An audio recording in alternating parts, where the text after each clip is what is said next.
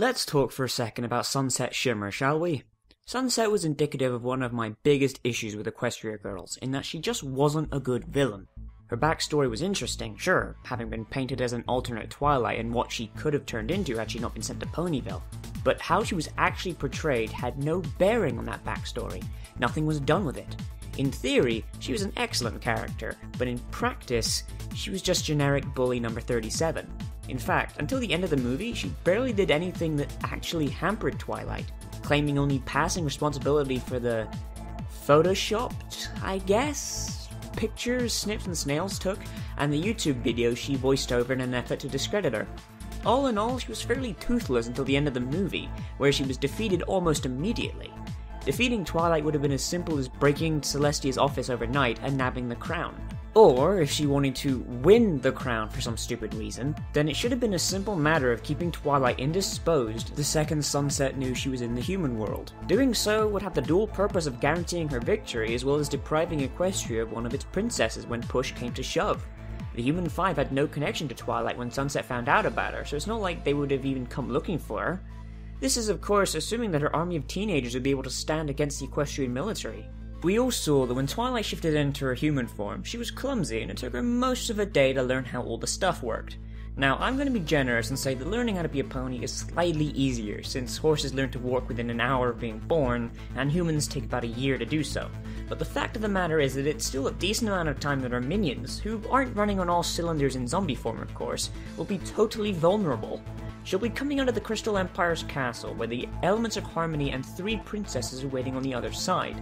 Now, the latter I could see Sunset not accounting for, but she knows she came out in a palace, and a palace usually correlates to at least one princess. Since Twilight was hardly in a royal bedchamber, there's no way that she would have thought it was Twilight's palace, and even then, she takes the Crystal Empire, so what? To take out Celestia and Canterlot, she has to trek through half of the country to reach Canterlot, passing Cloudsdale to do it, the home of the freaking Wonderbolts. She's going to take heavy losses, and by the time she reaches Canterlot, she's going to get her shipwrecked by Celestia and Luna.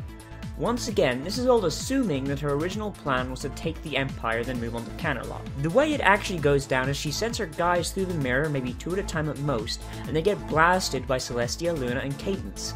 100% casualties with no survivors. So, long story short, she was generic, her plan was stupid, and so was her execution of said plan. And that led to me hating Sunset. I really did just absolutely hate her as a character, which is rare for me. I often joke about not liking Rarity, but honestly the only pony I actually hate is Diamond Tiara, and that's mostly because I have the strongest CMC bias known to mankind. Even thinking about Sunset Shimmer left a bad taste in my mouth. Of course, that changed when I started watching sneak peeks and shorts. Now, you may remember that I did analyze a few of them at first, and then I just stopped when the season ended. That's because I started echoing myself and I didn't feel like I was doing them justice. I'm not going to lie, I am actually kind of hyped for Rainbow Rock, since it would seem that they've learned from their mistakes from the first one. That, or they're hiding the same mistakes behind the scenes that they don't want to show us. One of the biggest changes has been to Sunset Shimmer. As more and more of these sneak peeks are released, I get more and more interested in her as a character. She seems aware that her plan was dumb, and she knows that what she did was a shitlord thing to do, and the student body hasn't gone into a full forgiveness hug box like I almost expect from MLP. It's actually a little refreshing to see a reformed character actually have to work to prove to others that they've changed, and seeing her humbled has deepened her character to an interesting degree. She's still the same Sunset Shimmer, but something has definitely changed about her.